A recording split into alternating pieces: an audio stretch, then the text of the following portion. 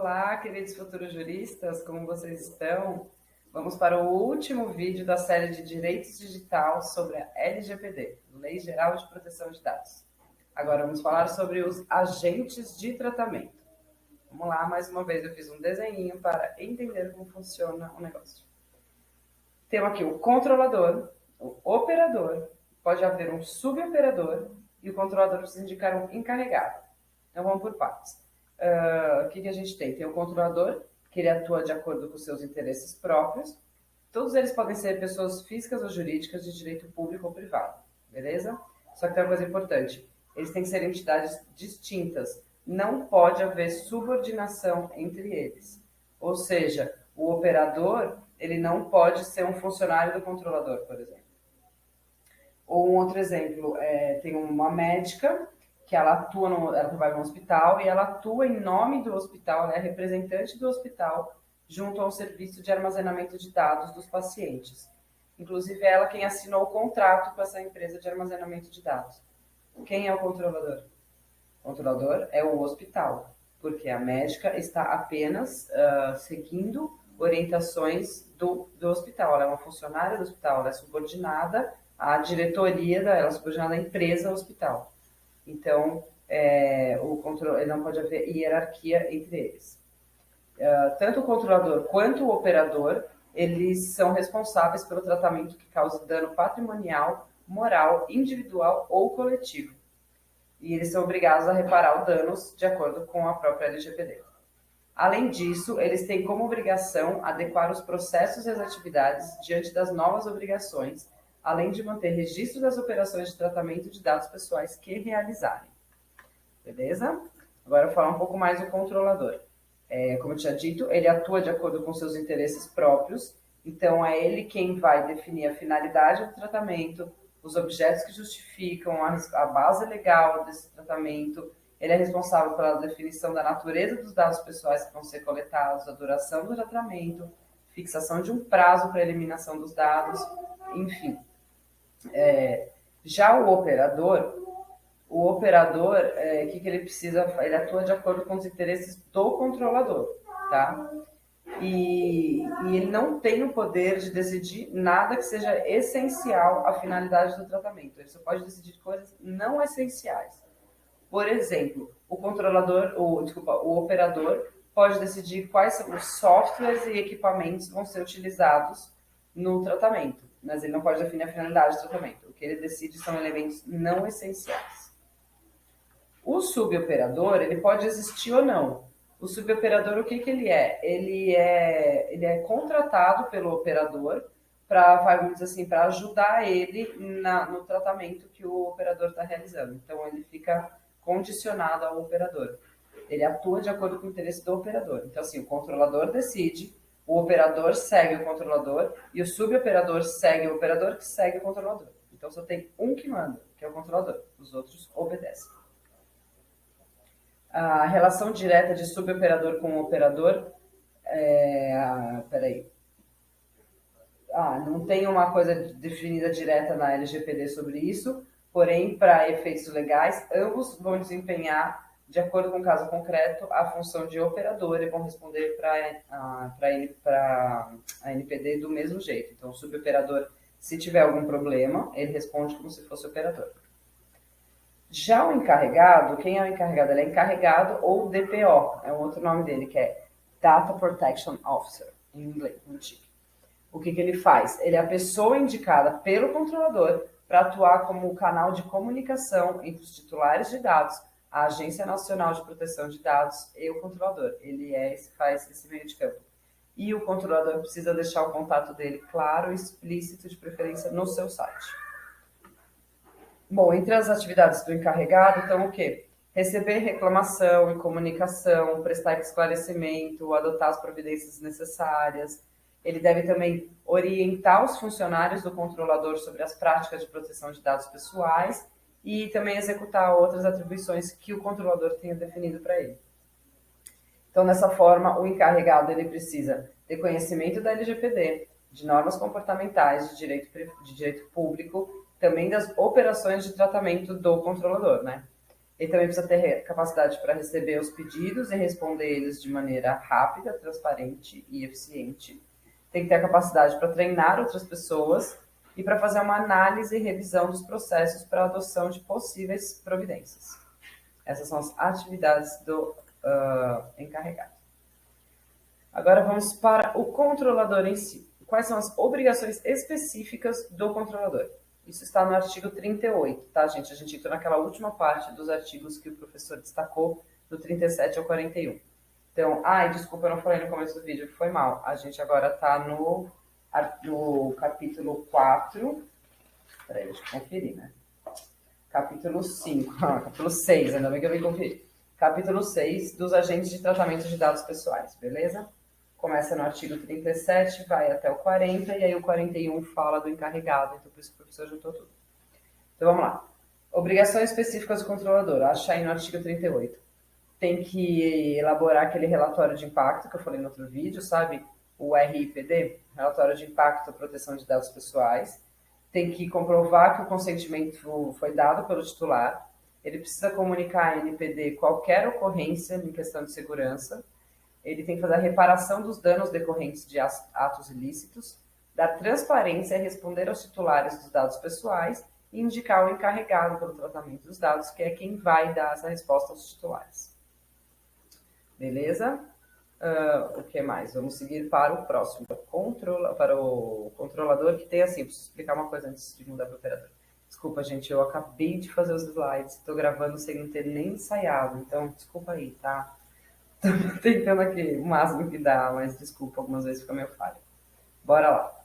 Vamos lá. O controlador, falei que ele pode ser pessoa física ou jurídica.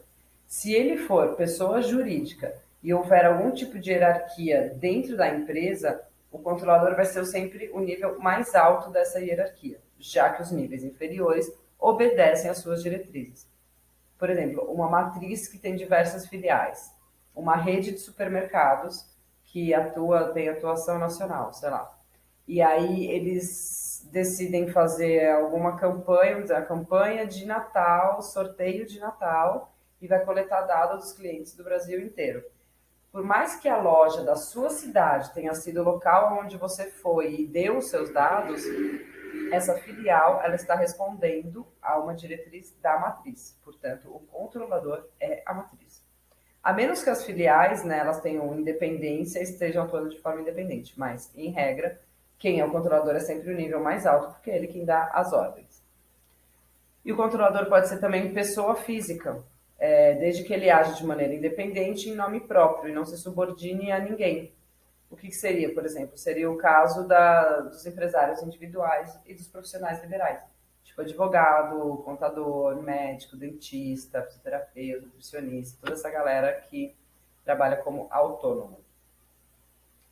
Aí vamos agora para a controladoria conjunta. Quando acontece a controladoria conjunta? Ela acontece quando há uma participação de mais de um controlador tem a mesma finalidade para o tratamento daqueles dados. É importantíssimo ter a mesma finalidade, senão não é uma controladoria conjunta. Tá? E a finalidade desse tratamento pode ocorrer de decisões comuns ou convergentes. Em caso de decisões comuns, é assim, tem duas ou mais entidades que elas possuem a intenção comum sobre a finalidade e os meios do tratamento e elas tomam decisões em conjunto. Beleza? Decisões comuns. Decisões convergentes é quando essas duas entidades elas têm decisões distintas, estão tomando decisões distintas, porém elas se complementam. Uma precisa da outra para que o tratamento seja possível. E sem a participação de ambos os controladores não acontece isso. É nesse caso que é a decisão convergente. Eu gostaria muito de ter um exemplo para dar para vocês, mas eu não tenho. E eu prefiro não tentar fazer um agora, bolar algo agora, porque pode dar errado. Então, assim, só deixar uma coisa clara, que é uma coisa que eu tenho certeza. Que é assim, que mesmo se... Imagina assim, por exemplo, tem uma base de dados do governo e tem mais de um controlador trabalhando nessa base de dados. Só que cada um está fazendo isso para uma finalidade específica. Tipo, um está fazendo isso para o Ministério da Saúde, enquanto isso, outro está fazendo alguma coisa para, sei lá, para a área da educação. Assim. É a mesma base de dados, só que cada um tem uma finalidade distinta. isso não é uma controladoria conjunta. Embora eles usem a mesma base de dados, por cada um ter uma finalidade distinta, a gente não entende como controladoria conjunta, tá? A controladoria conjunta é quando ambos têm a mesma finalidade no tratamento. Beleza? Então vamos seguir. Vamos agora para o quê? Para o operador. Quais são as obrigações específicas do operador? Seguir as instruções do controlador, firmar contrato que estabeleça um regime de atividades e responsabilidades com o controlador, para dar um pouco de segurança, né, para a atuação do operador. E ele precisa dar ciência ao controlador em caso de contrato com o suboperador, porque afinal de contas o controlador contrata o operador, se o operador contratar alguém, ele precisa avisar o controlador. O controlador, quando for pessoa jurídica, é a mesma coisa do operador, tá? Havendo a hierarquia, o operador vai ser considerado o nível mais alto dessa hierarquia. Por exemplo, tem uma empresa, e a empresa que é o operador, e ela tem seus funcionários. Quem é considerado o operador? É a empresa, e não os funcionários, sócios, administradores, nada disso. É a empresa em si que é a controladora. Agora, uma outra coisa, que assim, um dos agentes de tratamento pode ser o poder público, tá? Ele pode ser um agente de tratamento para atender às suas finalidades públicas, para executar as suas ações e as competências legais, enfim. E o poder público, ele atua da mesma forma que qualquer outro controlador. As obrigações do controlador entram também para o poder público quando ele atua dessa maneira. Aí eu citei aqui umas leis que estabelecem os procedimentos para exercício dos direitos do titular perante o poder público. Uma é a lei do habeas datas, depois a lei geral do processo administrativo e a lei de acesso à informação. Nas aulas, o professor não entrou muito nessas leis, então eu também não o farei. E coloquei aqui esse esqueminha de hierarquia, por quê? Porque acontece igual nos outros casos que eu expliquei. Quando tem uma situação que tem lá alguém no topo da hierarquia e tem os ramos, é sempre ao topo que vai a responsabilidade, porque a gente entende que os ramos eles obedecem à hierarquia superior. Então, por exemplo, vamos pegar aqui esse esqueminha que eu fiz. Se o Ministério da Economia ele contrata um serviço de nuvem com uma solução digital para aplicar em algumas das suas secretarias, quem é o controlador? Quais são as suas responsabilidades? O controlador vai ser a União. Por quê? Porque o Ministério responde à União. Só que como o Ministério, isso aqui acontece no poder público, como o Ministério ele tem funções típicas de controlador, ele também é responsável pelas decisões do tratamento dos dados pessoais. Apesar dele não ser o controlador oficial, o controlador mesmo é a União, mas o Ministério Público possui, o Ministério da Economia, nesse caso, ele possui as obrigações de controlador. É ele que tem que designar encarregado, tem que notificar a NPD em caso de questões de segurança, todas as ações do controlador, quem vai fazer é o Ministério da Economia. Porém, se algum titular dos dados quiser judicializar uma ação, essa ação vai ser movida contra a União, que é quem é de fato o controlador. Vamos lá, o que mais? Essa parte do poder público, ela está no capítulo 4 da LGPD, tá? E aí tem os outros artigos lá que eu não falei aqui, por exemplo, o artigo 25, que dispõe sobre a formato dos dados. O artigo 26 dispõe sobre o compartilhamento de dados pelo poder público, que não pode transferir dados para entidade privada. O artigo traz as exceções, então dá uma olhada lá. O artigo 27, que determina que qualquer compartilhamento de dados precisa ser informado à NPD e também tem exceções que estão lá no artigo 27. Então dá uma olhada lá também. E era isso, gente. Basicamente era isso. Não sei se esse é todo o conteúdo, tá? De verdade. Tipo, eu tô estudando e gravando meio que ao mesmo tempo. Eu vi todos os slides, eu li todos os artigos que eram necessários para poder fazer esses vídeos. Mas eu não me sinto segura para dizer que esse é todo o conteúdo. Se alguém tiver qualquer coisa para complementar, por favor, fique à vontade para comentar nos vídeos ou entrar em contato comigo, tá bom? Isso, espero ter ajudado. Nossa, peraí que eu engasguei aqui, só um minuto. Espero ter ajudado vocês Desculpa ter feito assim de sopetão de última hora, mas foi o que deu. E é isso. Vamos estudar e vamos bem em mais uma prova, bora arrasar. E bons estudos e obrigada pela oportunidade mais uma vez. Ah, e não esqueçam de curtir, comentar, né, se inscrever, né, essas coisas todas de YouTube tem que fazer, tá bom? Um beijo para vocês, meus queridos futuros juristas, e bons estudos.